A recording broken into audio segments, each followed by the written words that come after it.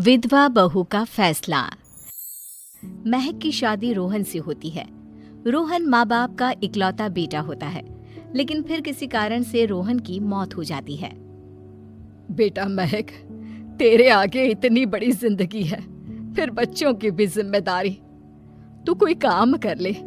मैं तो कहती हूँ रोहन के ऑफिस में ही बात कर ले, शायद तेरे लिए कोई काम निकल आए। हाँ माँ जी, मैं भी यही सोच रही थी, लेकिन कैसे बात करूं, किससे बात करूं, कुछ समझ में नहीं आ रहा। अब वो क्या नाम था रोहन का जो दोस्त हुआ करता था, पहले तो बड़ा आता था हमारे घर। राकेश की बात कर रहे हैं? पर वो तो रोहन के बाद से कभी आया ही नहीं, पता नहीं कहाँ है वो। आया था, एक नहीं कई बार आया था, लेकिन मैंने बाहर से ही भेज दिया। घर के अंदर झांकता रहता था, मुझे ठीक नहीं लगा। अरे आपको तो पता नहीं क्या ठीक लगता है और क्या नहीं। उसका नंबर है मेरे पास, मैं आज ही फोन करती हूँ। सास राकेश को फोन लगाती है और शाम को घर आने का न्योता दे देती है। अरे आंटी, ओहो भाग्य हमारे कि आपने घर बुलाया। मैं तो कई बार आया, लास्ट टाइम तो अंकल से मुलाकात भी हो गई थी। हाँ, वो हम लोगों को निकलना था ना कहीं उस वक्त। अरे छोड़ो ना बेटा, बोलो क्या लोगे? आपकी बहू।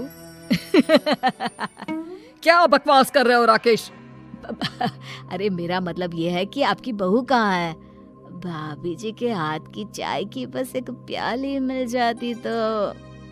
महक चाय लेकर आती है, लेकिन वो जैसे ही राकेश की ओर देखती है, उसे राकेश पसंद नहीं आता। वो अंदर जाने को होती है कि अरे भाभी जी कहाँ जा रही हैं? बैठिए तो सबके साथ। जी नहीं, बच्चों को खाना खिला रही हूँ, आप माँ जी से बात करें ना। अंदर जाने के बाद सास कहती है, अरे बेटा राकेश, वो क्या है ना, वैसे तो तेरे अंकल जी की पेंशन आती है, साथ ही ऊपर 2 मंजिल मकान से किराया भी, तो हम लोगों का तो अच्छा चल जाता है। लेकिन महक, उनकी चिंता आप न करें आंटी, आदेश दें बस आप तो। देखो भाग्यवान, रहने दो, कोई बात नहीं, मैनेज हो जाएगा। अरे क्या मैनेज हो जाएगा अंकल, हमें भी बता दें। आप चुप रहिए जी। अब वो क्या है ना राकेश, तुझे तो पता है कि रोहन के 2 बच्चे हैं, उनकी पढ़ाई लिखाई का खर्चा बहुत है। हम ये चाह रहे थे कि रोहन के ऑफिस में महक को भी अगर कोई काम मिल जाता तो। क्यों नहीं आंटी जी, मैं हूं ना, मैं बात कर लेता हूँ। वैसे तो आप हाँ ही समझिए। महक भाभी को बोल देना कि कल तैयार रहें मेरे साथ ऑफिस चलने के लिए। मैं मालिकों से मिलवा दूंगा उन्हें। महक अंदर से सब सुन रही थी। अच्छा आंटी जी, तो चलता हूँ, कल आ जाऊंगा। अच्छा भाभी जी, तैयार रहिएगा कल। राकेश तो चला जाता है, लेकिन ससुर सास पर बरस पड़ते हैं। मुझे ये आदमी एक पैसे का पसंद नहीं है। तुम इसे बोल दो कि हमें कहीं नहीं करवानी बहू से कोई नौकरी। अरे क्यों नहीं करवानी? सारा पैसा मैं इसके बच्चे और इसी पर उड़ा दूंगी, तो मेरी बेटी को क्या दूंगी?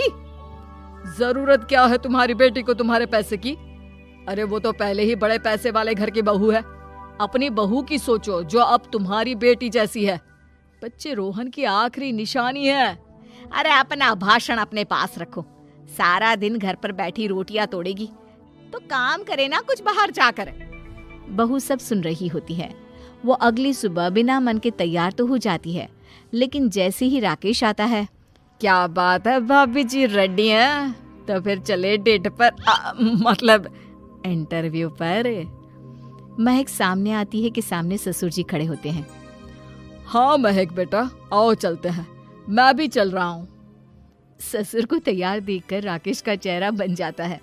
अंकल जी, आप परेशान हो जाएंगे। अरे रहने दीजिए ना, धूप भी बहुत है।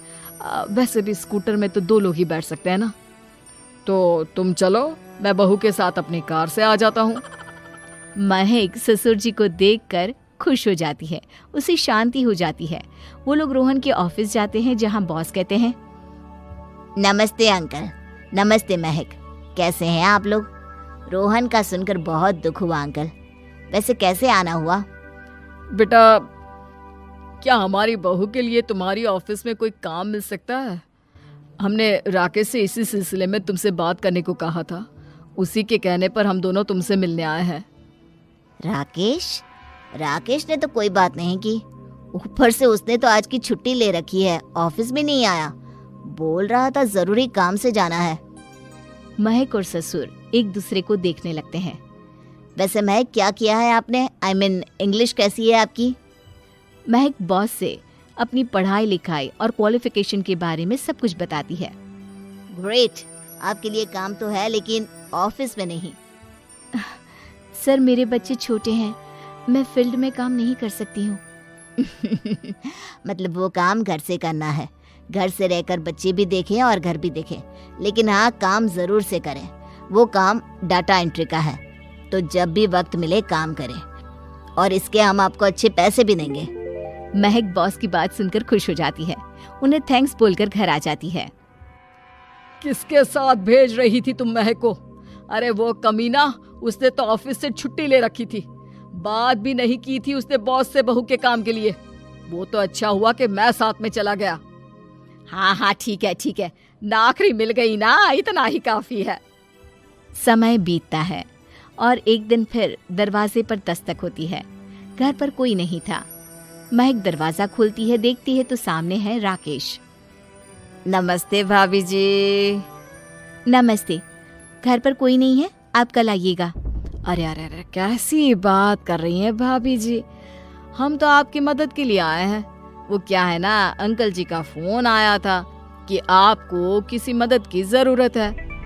महक को आश्चर्य होता है कि उसके ससुर ने राकेश को फोन क्यों किया। वो ससुर जी को फोन करती है लेकिन फोन नहीं लगता।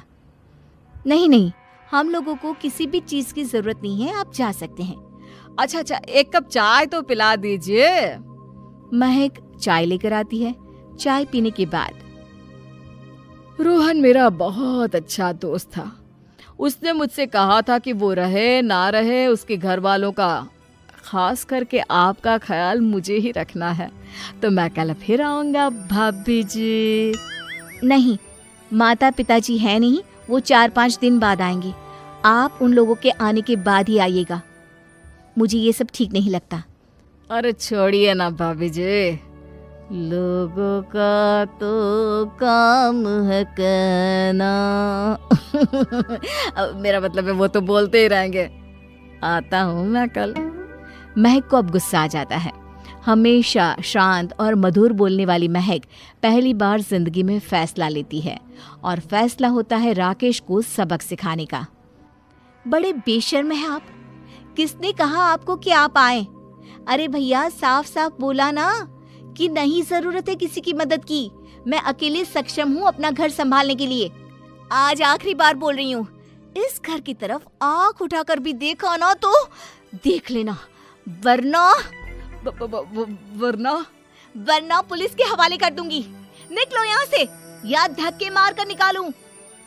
पुलिस का नाम सुनते ही राकेश वहां से 9-2-11 हो जाता है, और महक को अपने फैसले पर गर्व होता है।